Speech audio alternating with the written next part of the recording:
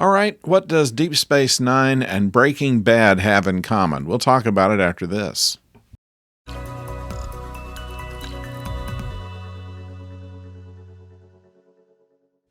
Hello out there, I'm the oldest nerd, and today we're talking about episode 13 called Battle Lines.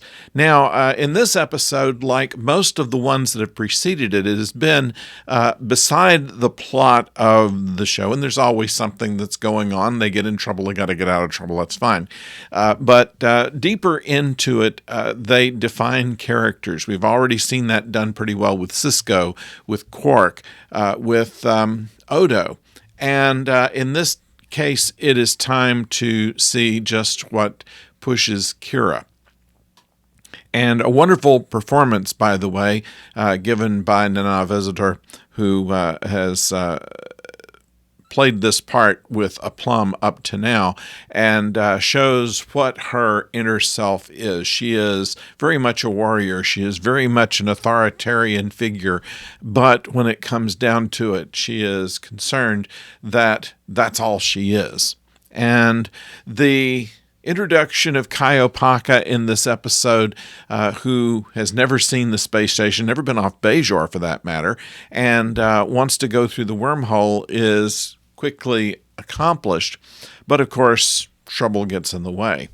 But what we see here is first of all, Kira's upset over what happens to Apaka, then an admission of the fact that she has been in a violent society all of her life and knows nothing else, and is hoping that she's not seen by the Kai as just a warrior, just a messenger, just a amoral fighter.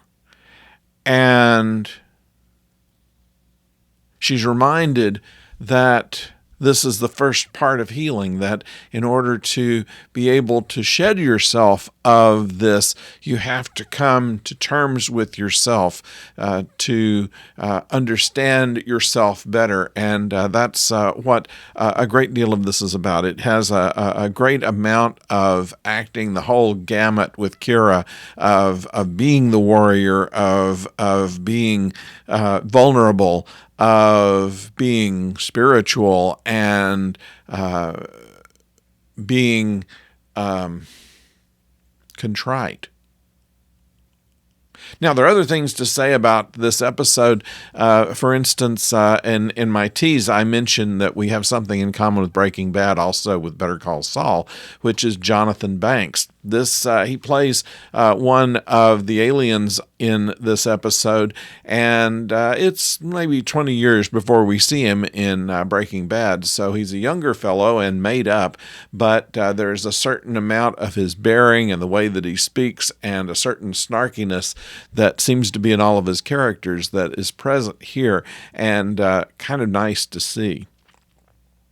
We also see a little bit more of the almost animosity between Sisko and Bashir, when Bashir makes kind of a flip remark and Sisko turns on him, and one of the best lines in here, "I don't need for you to interpret the Prime Directive, Doctor," and set him in his place very quickly, and just by the intensity of that line made it probably the best in there.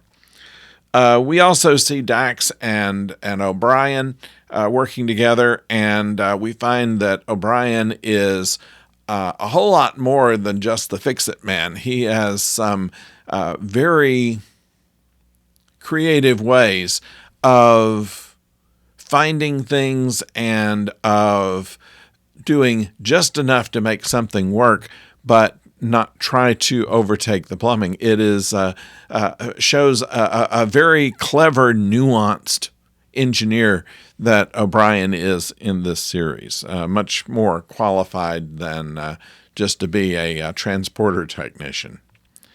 Nevertheless, we know that it's all going to come out okay. We know that this main plot of the Endless War is kind of reflective of the original series episode where they walk into suicide booths so that they can keep the war going on without damaging any of the property or culture or anything like that.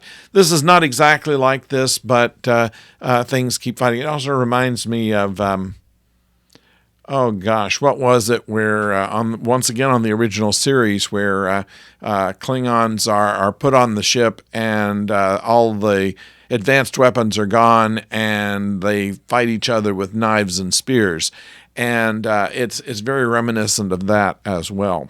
However, handled in a different way and with more of an interesting thing. It did not end up the way that episode did, where the way that we keep this endless circle from ending is just to stop fighting.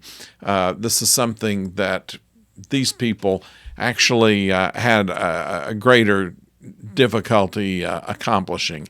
The hatred between them has made them go against their better interest, honestly.